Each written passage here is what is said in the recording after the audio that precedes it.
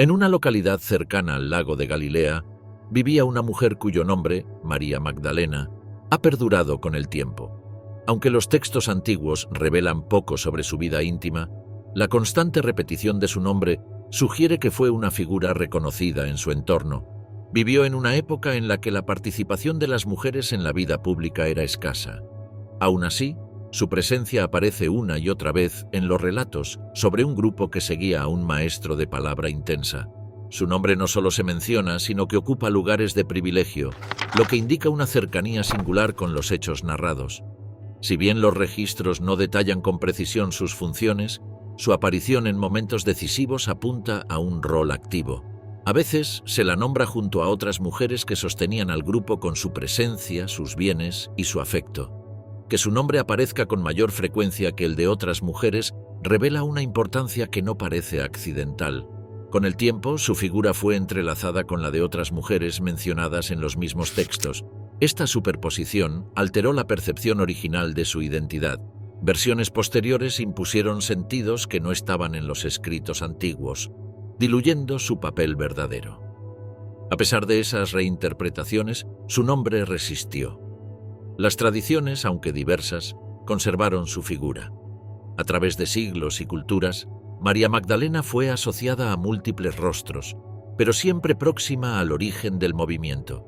Su presencia constante en los testimonios antiguos y el velo que más tarde cubrió su imagen indican que su historia tuvo un peso que la narrativa oficial no alcanzó a resguardar por completo. ¿Cuáles fueron sus mayores secretos? Hoy te los contaré. Comencemos. El significado oculto de Magdalena. El nombre Magdalena suele entenderse como una simple referencia geográfica, María de Magdala, una ciudad junto al lago de Galilea. Sin embargo, algunas tradiciones antiguas sugieren que encierra un significado más profundo, simbólico, que va más allá de lo territorial. En el mundo hebreo, la palabra Migdal significa torre.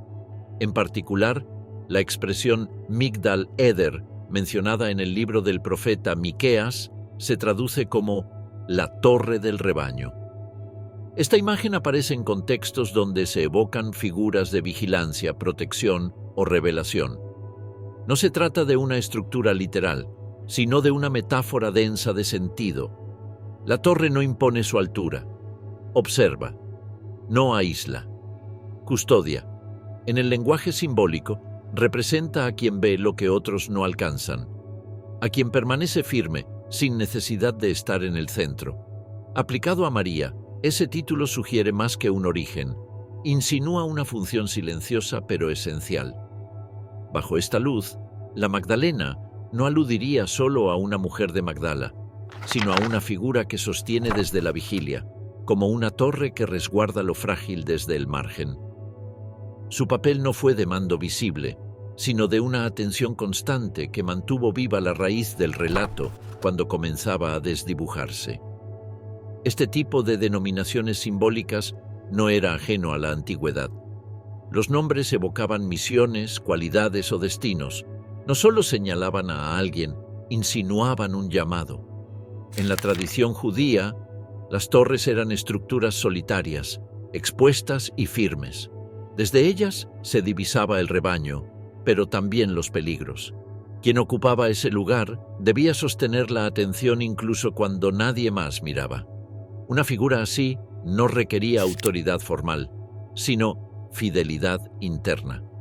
Si ese era el significado oculto de su nombre, no fue reconocido de forma abierta. Una mujer como vigía espiritual no encajaba con las estructuras patriarcales que fueron consolidándose. Por eso se eligió una interpretación más neutral, su lugar de procedencia, más fácil de clasificar, menos incómoda. Siglos más tarde, algunas corrientes místicas retomaron esta lectura simbólica. En ellas, la torre no era una estructura externa, sino una actitud interior. Ser torre era sostener sin imponerse, mirar sin intervenir, guardar sin poseer. En ese silencio, decían, vivía el poder de preservar lo esencial. Ese modo de estar fue, en muchos sentidos, el que definió a María Magdalena. No dejó escritos, no ocupó cargos, pero estuvo. escuchó, custodió lo vivido. No buscó reconocimiento, pero fue reconocida por quienes sabían ver más allá de las jerarquías visibles. En algunos textos gnósticos y apócrifos aparece no como autoridad doctrinal, sino como canal de transmisión. La torre no emite discursos, pero eleva la visión. No edifica estructuras, pero preserva lo invisible. Su papel fue custodiar, sin interferir ni desviar el mensaje. Este tipo de función escapa a las formas tradicionales de liderazgo. No se basa en títulos ni en palabras públicas, sino en una fidelidad que no requiere validación. Ser la torre del rebaño no era un título visible, sino una tarea invisible. Difícil de aceptar para quienes solo reconocían el poder como dominio. Algunos manuscritos antiguos, excluidos del canon, aluden a esta posibilidad con términos ambiguos. No la presentan como predicadora, pero sí como una presencia determinante. No guía desde arriba, pero orienta desde su estar. No enseña con fórmulas, pero transmite con gestos. Cuando el sentido simbólico fue sustituido por la literalidad, el nombre Magdalena perdió parte de su carga profunda. Dejó de ser función para volverse ubicación. Lo que era vigilia se convirtió en punto del mapa, pero el símbolo no desaparece, se disfraza. En la insistencia con que su nombre aparece en los relatos antiguos, hay algo que resiste, una resonancia que no cabe en los márgenes de una ciudad, una memoria cifrada en la forma de un nombre. Recordarla como figura de custodia silenciosa permite recuperar una clave olvidada. No altera lo que ocurrió, pero ilumina otra forma de entender su papel. No desde la autoridad visible, sino desde una vigilia que nunca abandonó su lugar. El saber silencioso que no se puede enseñar. Desde temprana edad, mostró señales de una percepción distinta. Se detenía en silencio sin razón aparente, como si escuchara algo que no provenía del mundo visible. Estas experiencias eran intensas y constantes, aunque imposibles de explicar. Nadie le enseñó a reconocerlas, pero tampoco pudo ignorarlas. Era un saber que surgía sin aviso y no encontraba lugar en las conversaciones comunes. En ciertos momentos sentía una presencia sin forma que, con el tiempo, aprendió a nombrar como voz. No hablaba con palabras, pero dejaba en su interior una claridad difícil de negar. No imponía ni ordenaba, no pedía obediencia, solo sugería caminos, como una brújula silenciosa. Aparecía con mayor nitidez en la calma o en la confusión profunda. Durante su juventud, comenzó a usar objetos sencillos para enfocar la atención. Un espejo, una cuerda, una piedra. No tenían valor ritual. Eran herramientas espontáneas, útiles para ordenar lo que percibía. En su entorno, pocos comprendían esa práctica. Algunas personas la evitaban, otras se sentían atraídas por su serenidad. Era conocida por una intuición precisa que no requería explicación. No hablaba de sus experiencias. Pronto entendió que no serían comprendidas. Compartió su mundo interior con una mujer mayor que también conocía ese silencio. Con ella no necesitaba justificar nada. Solo estar presente bastaba. Juntas preservaron ese saber, sin pretensiones de enseñanza ni de liderazgo. Con los años, las percepciones se volvieron más constantes. Podía anticipar lo que otros callaban. Comprendía sin preguntar. No era una habilidad externa, sino una forma de disponibilidad. A veces, solo con estar allí, las cosas se ordenaban. No influía desde la intención, sino desde la atención sin juicio. El tiempo le reveló que muchas otras mujeres habían vivido experiencias similares, pero fueron ignoradas o silenciadas. También ellas escuchaban lo que no se decía. Transmitían un saber sin explicarlo. Lo compartían en acciones cotidianas: cocinar, sanar, cuidar, esperar. No dejaron escritos, pero su conocimiento persistía a través del contacto humano. No ocuparon espacios públicos ni reclamaron autoridad. No buscaban reconocimiento. Su enseñanza no era verbal, se manifestaba en la forma de estar presentes. Sabían cuándo actuar y cuándo callar. Eran buscadas cuando el saber habitual no alcanzaba. No ofrecían soluciones, sino claridad nacida del silencio. En esas redes invisibles se conservó lo que no podía decirse en voz alta. No era una doctrina, era una manera de habitar el mundo con atención.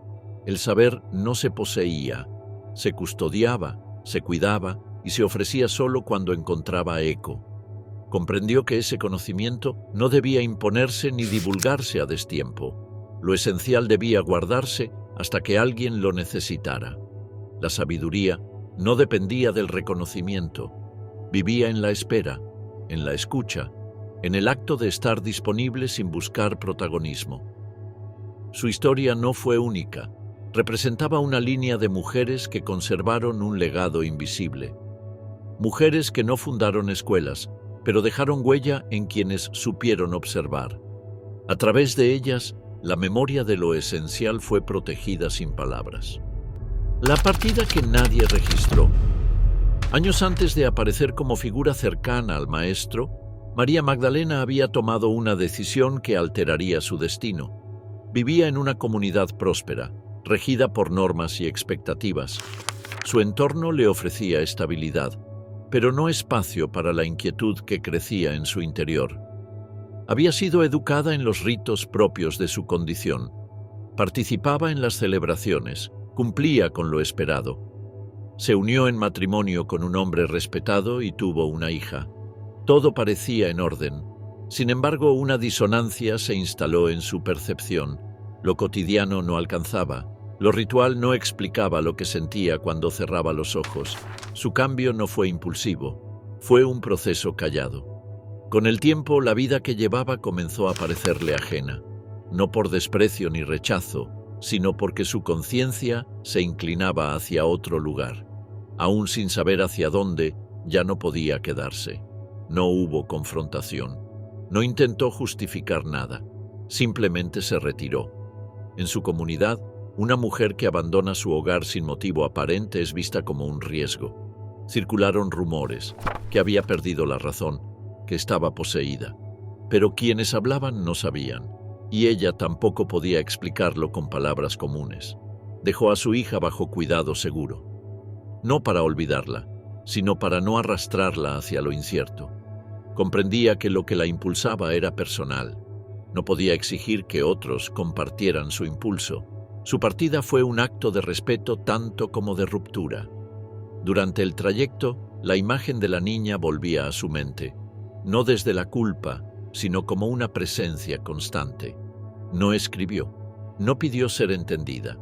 Sabía que lo que había comenzado en su interior no admitía retorno. Había cruzado un umbral. Los relatos oficiales no registran este hecho. Para quienes narraron más tarde, María aparece de pronto entre los seguidores del maestro. Pero en ciertas memorias orales se hablaba de una mujer que lo había dejado todo sin mirar atrás, no como penitente, sino como testigo de una certeza. Algunas versiones cuentan que su gesto fue visto como una amenaza. Una mujer que actúa por decisión propia y rompe vínculos familiares sin una causa aceptada, despierta desconfianza. En su entorno, se esperaba que la mujer preservara, no que se apartara. Ella eligió retirarse sin herir, pero sin volver. Con el tiempo, ese episodio fue cubierto por otras imágenes. Se prefirió hablar de su redención antes que de su libertad. Resultaba más cómodo pensarla arrepentida que reconocerla como alguien que eligió sin pedir permiso. Se aceptó su cercanía al maestro, pero se omitió el trayecto que la llevó hasta él. En ciertos círculos, su figura fue recordada como la de una iniciadora, no por enseñar, sino por encarnar el inicio. Lo que para muchos fue abandono, para ella fue fidelidad, no a una doctrina, sino a una verdad que la empujaba desde dentro. Durante sus primeros tiempos junto al maestro, no aludía a su pasado, no pedía nada, no explicaba nada. Su presencia tenía la fuerza de quien ya ha perdido lo que otros temen perder. No dependía de la aceptación. Había renunciado antes de ser acogida. Su independencia no pasó inadvertida.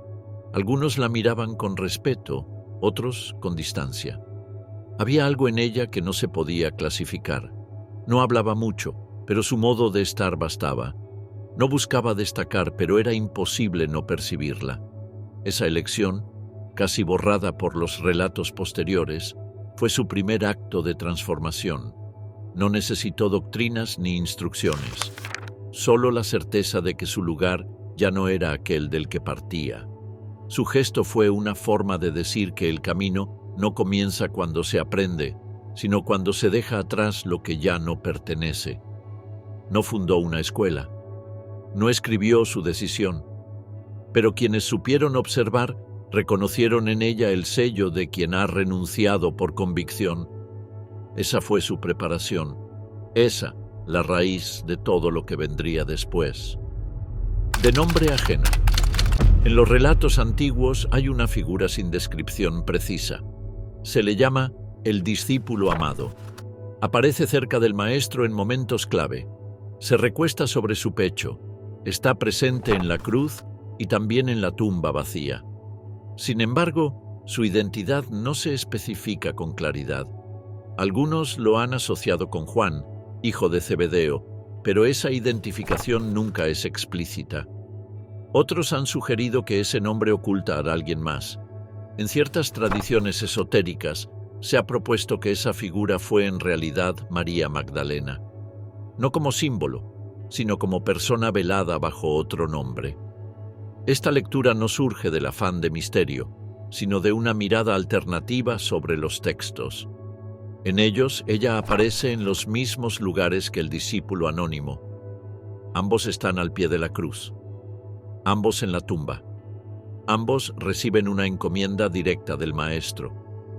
No hay contradicción entre sus presencias. Hay una superposición. En una época en que la voz femenina no era aceptada como portadora de autoridad, adoptar un nombre masculino pudo haber sido una estrategia para preservar un testimonio. En este caso, Juan no sería un nombre propio, sino un seudónimo. Un canal para transmitir lo recibido sin despertar sospechas. La enseñanza no fue borrada, pero sí desplazada. El contenido se conservó, se modificó la atribución. El uso de nombres simbólicos no era extraño. En las corrientes gnósticas, los personajes eran definidos más por su función que por su linaje. La sabiduría, la revelación, el consuelo, figuras que cambiaban de forma según el mensaje. En ese marco, María Magdalena podía ocupar el lugar del discípulo íntimo sin ser nombrada con exactitud.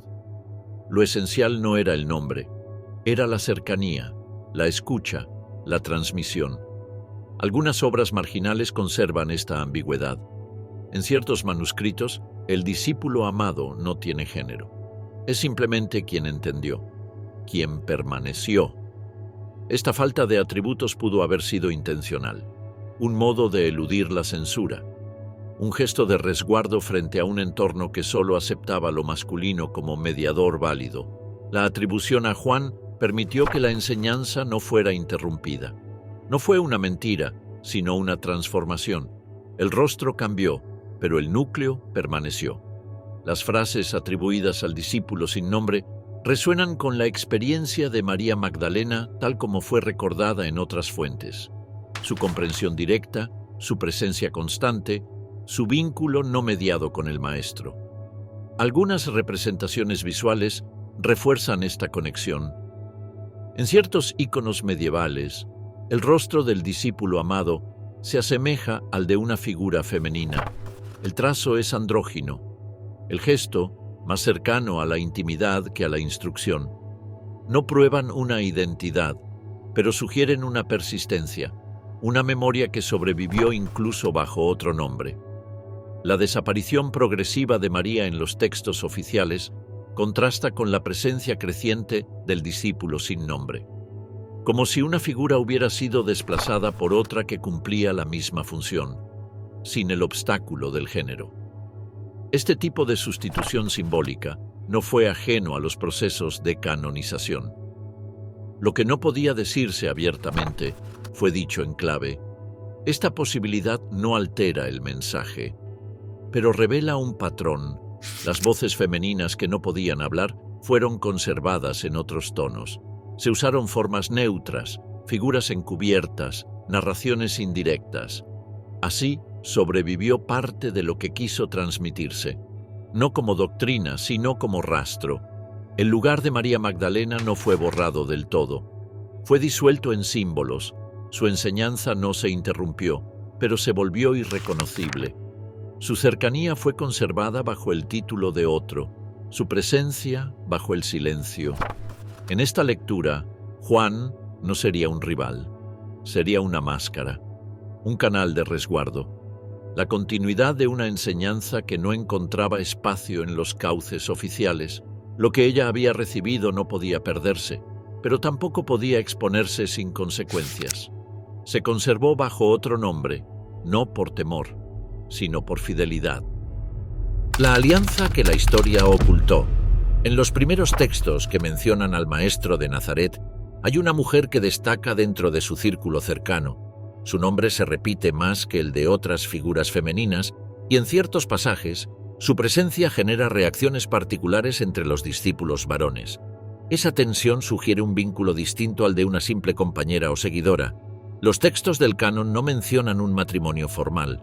Sin embargo, en la cultura hebrea del siglo I, era poco común que un maestro respetado no tuviera esposa. El celibato no era norma entre los líderes espirituales. La ausencia de una declaración explícita no excluye la posibilidad de una unión reconocida en su entorno. Una escena del Evangelio de Juan muestra al maestro en una celebración de bodas. Algunos han propuesto que su rol en esa ocasión no fue el de un invitado más. La interacción con su madre, el gesto realizado y el contexto cultural sugieren un significado más profundo.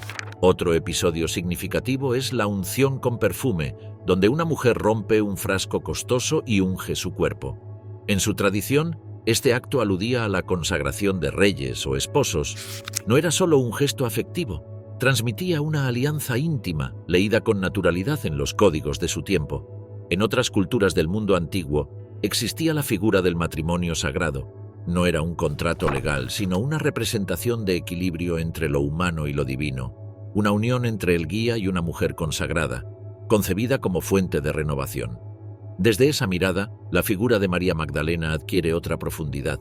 Algunos textos excluidos del canon, como el Evangelio de Felipe, aluden a una cercanía excepcional entre ambos. Se la nombra como compañera y se afirma que era amada más que los demás discípulos.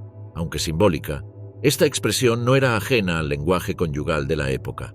Estas alusiones refuerzan la posibilidad de una relación más íntima. Con el tiempo, estas señales fueron silenciadas. La figura del maestro se asoció al ideal del celibato y toda insinuación de vínculo afectivo fue borrada o reinterpretada. No fue solo una decisión teológica, también respondió a intereses que buscaban separar lo divino de lo humano. En ciertas corrientes tempranas, especialmente gnósticas, María Magdalena ocupaba un lugar central. Se la mostraba como interlocutora privilegiada, receptora de enseñanzas reservadas. Su papel no era decorativo ni penitente, representaba una vía legítima de transmisión.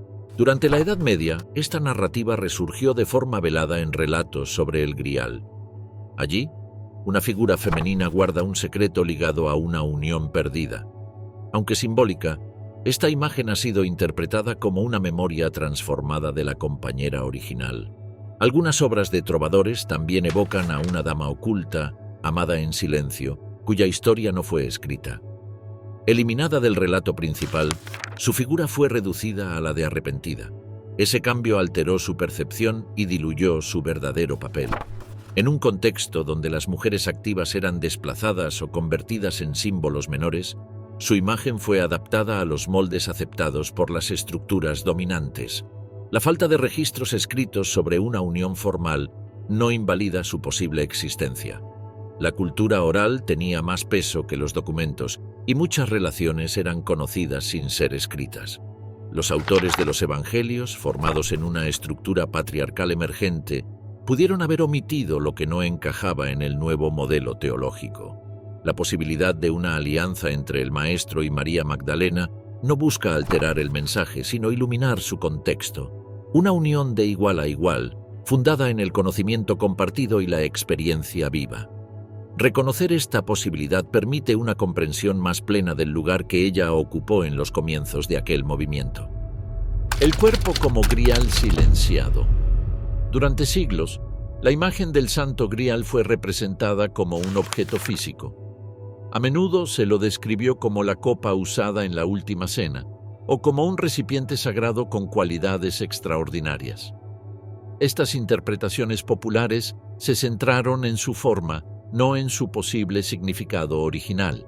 A partir del siglo XII comenzaron a circular relatos con otra lectura. Algunos poetas del sur de Francia escribieron sobre una familia del Grial, no como custodios de una reliquia, sino como herederos de una línea de sangre. Términos antiguos como sangraal fueron leídos también como sangre real. Así, el Grial no sería un objeto, sino una persona. En ese contexto, la figura de María Magdalena adquiere un papel central. Según ciertas tradiciones, habría sido la compañera del Maestro y madre de su descendencia. Su cuerpo, descrito en antiguos textos como un vaso, habría contenido la vida que prolongaba el linaje del rey David, del cual el Maestro era considerado heredero. Si esta descendencia existió, el Grial representaría la transmisión directa de esa herencia espiritual y familiar.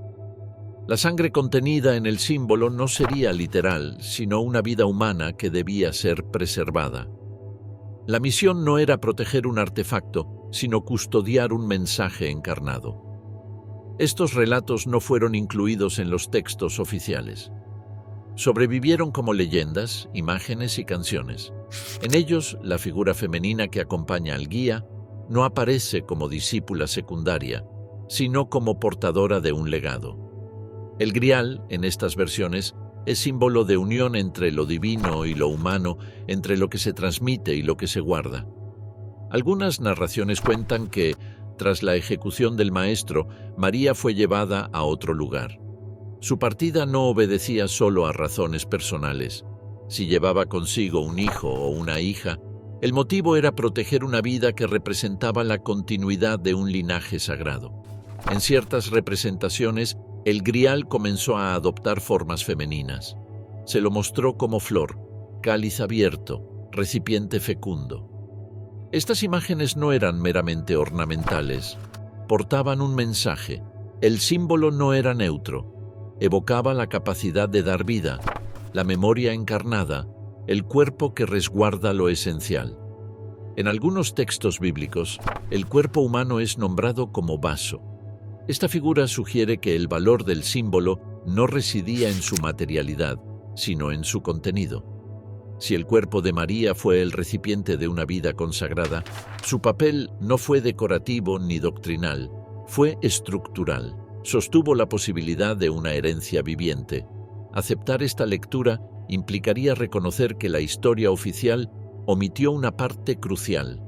La figura de una mujer como portadora del Grial habría resultado incómoda para las estructuras que se consolidaron después. Por eso fue desplazada, reinterpretada o silenciada. Estas ideas no desaparecieron del todo. Sobrevivieron en cuentos, arquitectura, símbolos velados. En varios relatos medievales, el reino permanece estéril hasta que se reconoce una verdad olvidada. El Grial no aparece hasta que se admite lo que fue excluido. En ese relato no falta una copa, falta una mujer.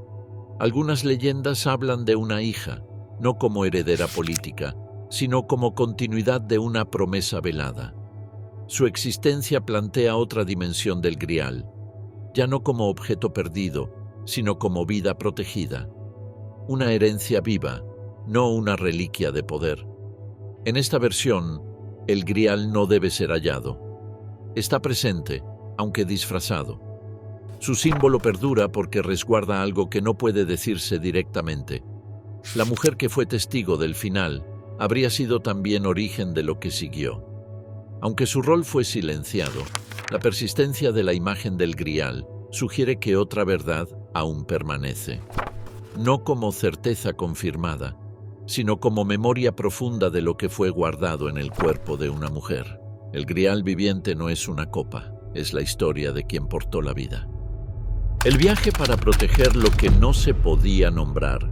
Tras la ejecución del maestro, el entorno se volvió hostil para quienes habían estado cerca de él. Las autoridades no distinguían entre el líder y sus allegados. Cualquier vínculo con su figura bastaba para quedar expuesto. En ese contexto, la seguridad de María Magdalena se volvió urgente. Su relación con el maestro era conocida en ciertos círculos, aunque los relatos oficiales la silenciaran.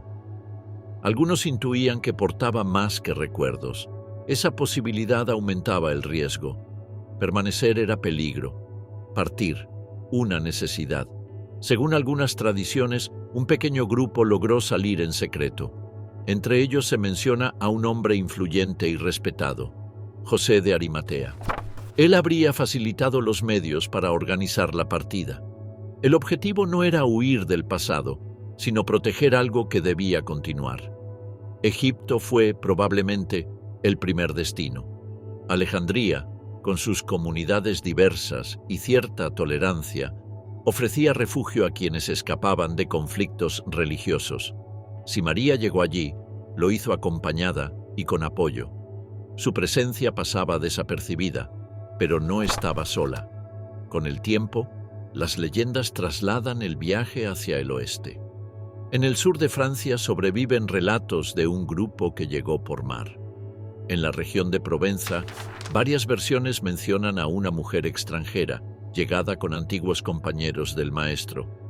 El corazón del relato se repite, una figura femenina portadora de un secreto. Una festividad local honra a una joven llamada Sara la Egipcia. Su vínculo con mujeres venidas del Oriente, su aspecto distinto y su nombre, que significa princesa, han sido interpretados como señales de un origen singular. Algunos sugieren que no fue sirvienta, sino parte de un linaje. Desde entonces, la presencia de María permanece en la memoria regional. En zonas cercanas a Marsella, en capillas escondidas, sobrevive una tradición que la vincula con esos lugares. No aparece como predicadora, sino como figura discreta, rodeada de respeto. Una mujer retirada, no olvidada. El viaje no fue improvisado. Para quienes comprendían la magnitud de su papel, protegerla era esencial. No solo por afecto, sino por el valor que representaba. Custodiaba algo que debía sobrevivir. El silencio que la envolvió no fue abandono, fue resguardo.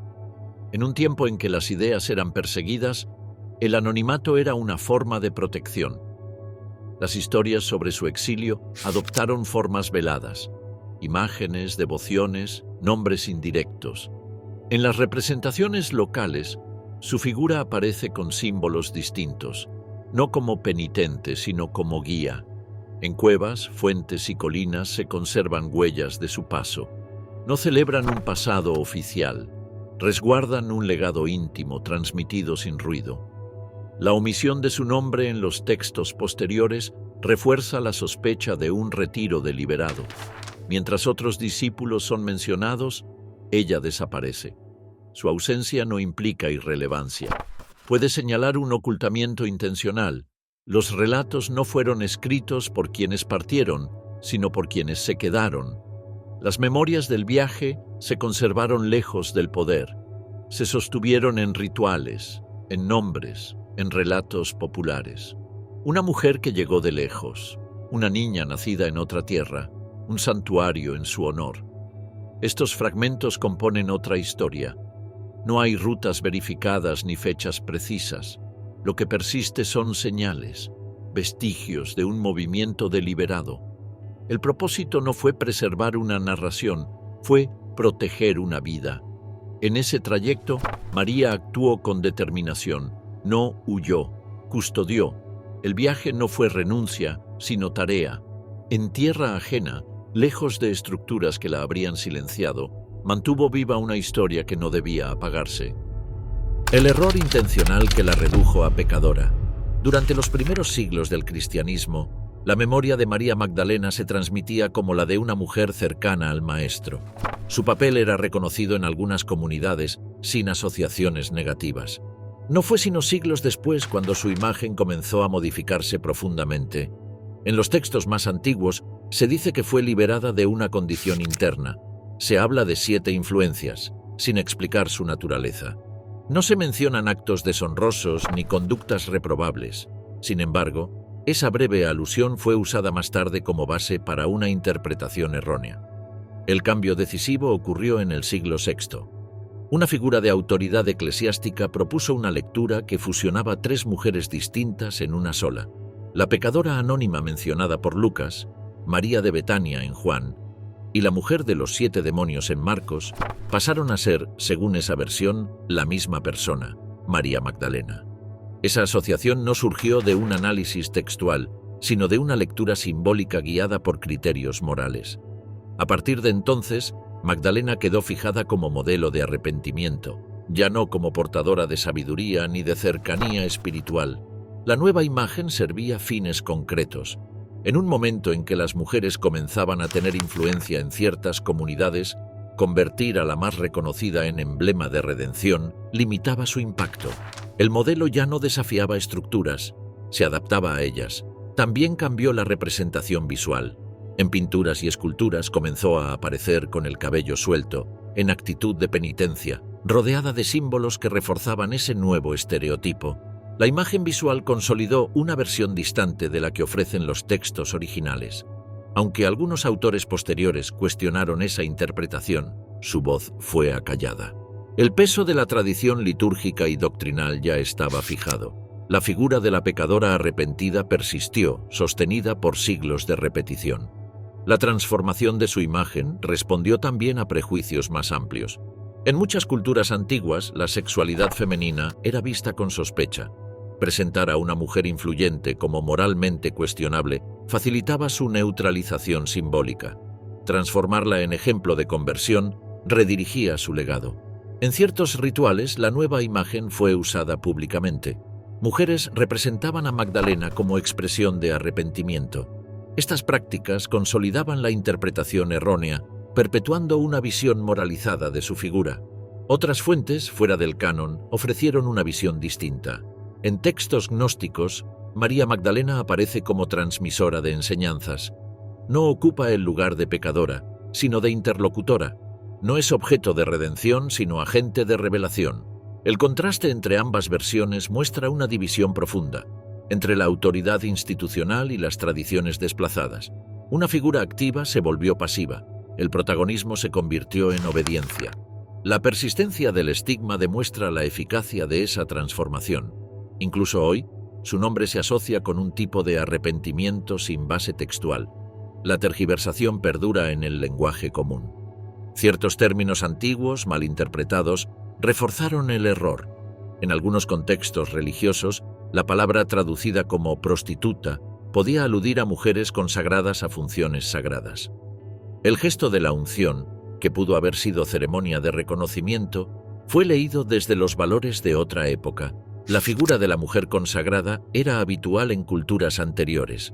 Eran mediadoras, no marginadas.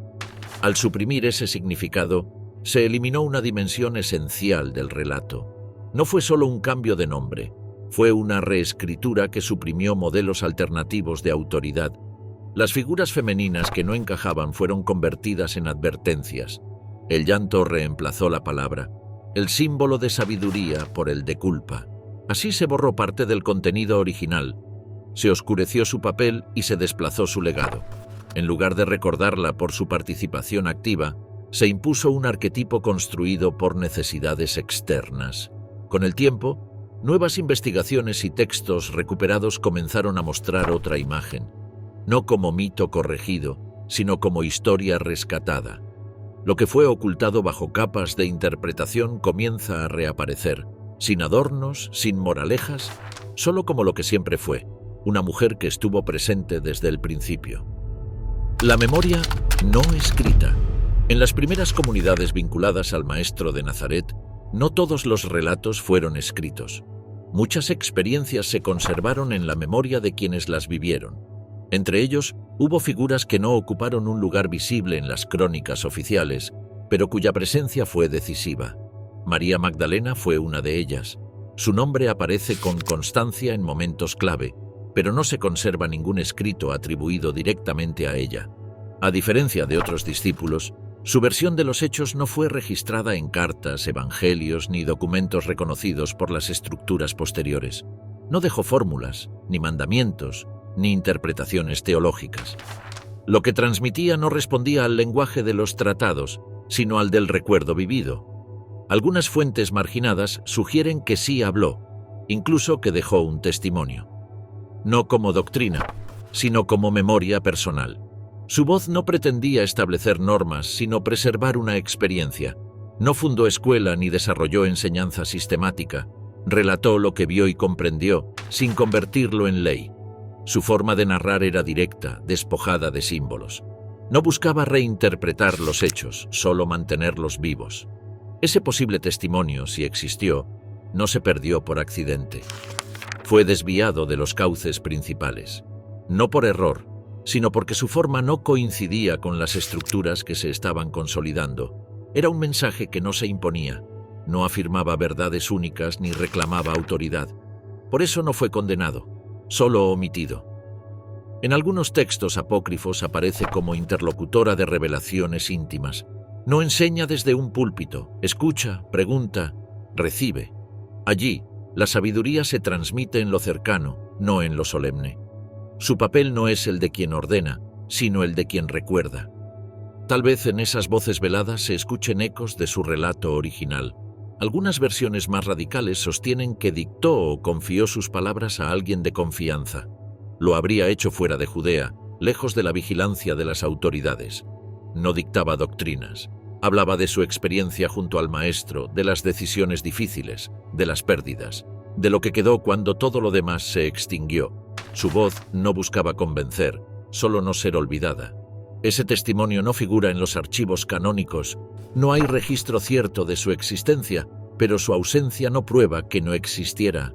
En la tradición oral del Mediterráneo, los relatos más importantes no siempre se escribían. Se compartían en voz baja, en espacios protegidos. La historia de María pudo haberse conservado así, como un hilo sutil, transmitido en la escucha atenta. No buscaba protagonismo, tampoco se ocultaba por temor. Sabía que su modo de transmitir no sería comprendido en todos los ámbitos. Su mensaje estaba hecho de gestos, de pausas, de silencios. No necesitaba imponerse ni ser validado. Se sostenía en la experiencia compartida y la memoria fiel.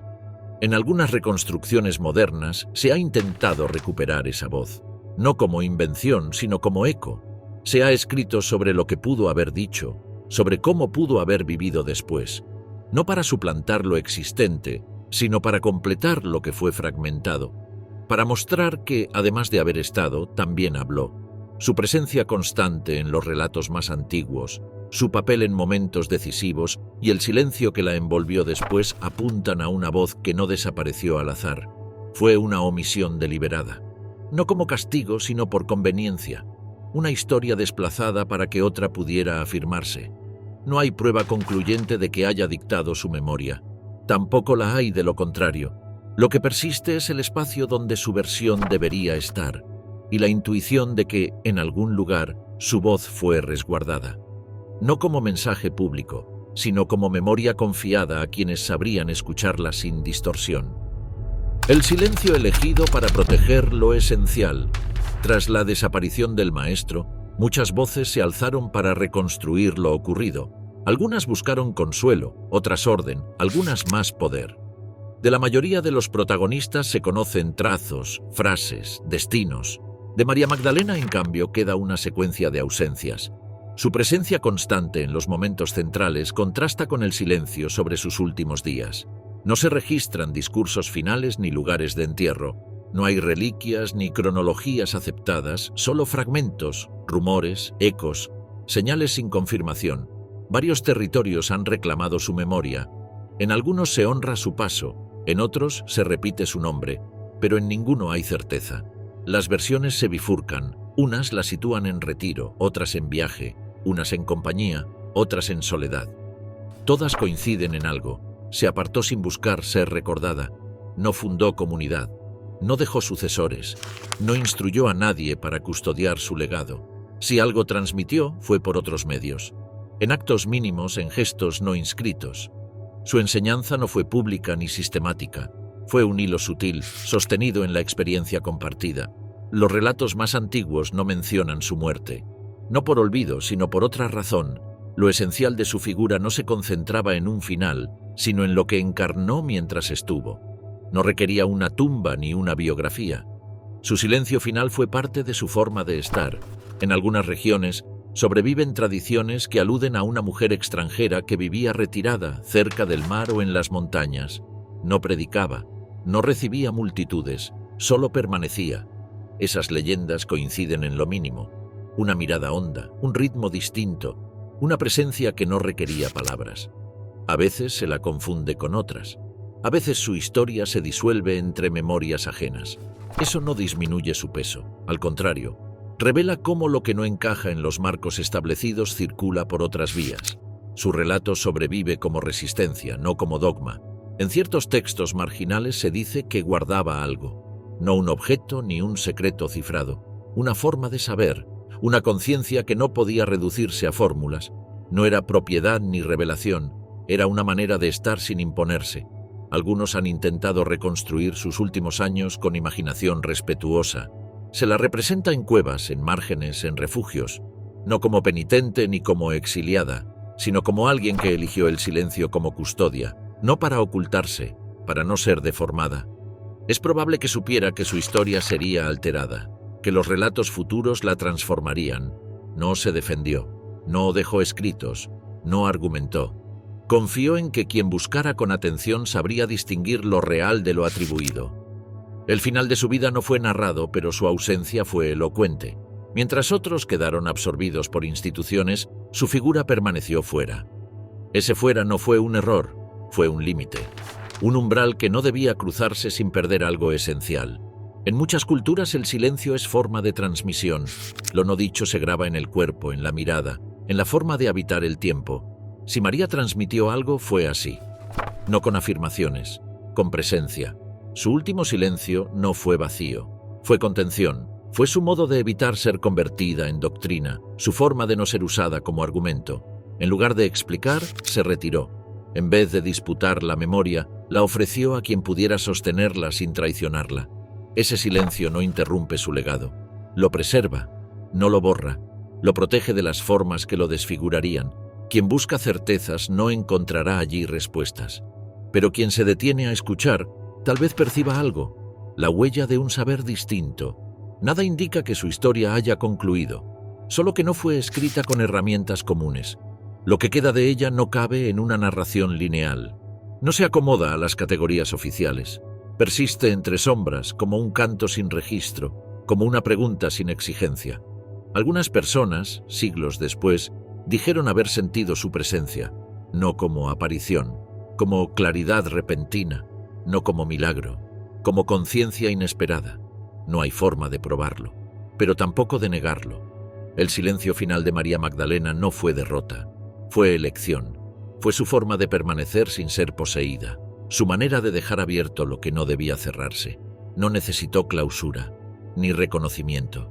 Le bastó haber estado, haber visto, haber sostenido, y así terminó, sin pronunciar una última palabra, sin fundar un lugar, sin dejar una fórmula, solo el eco de una presencia que no quiso imponerse, solo la memoria de quien supo guardar lo esencial sin atarlo a su nombre.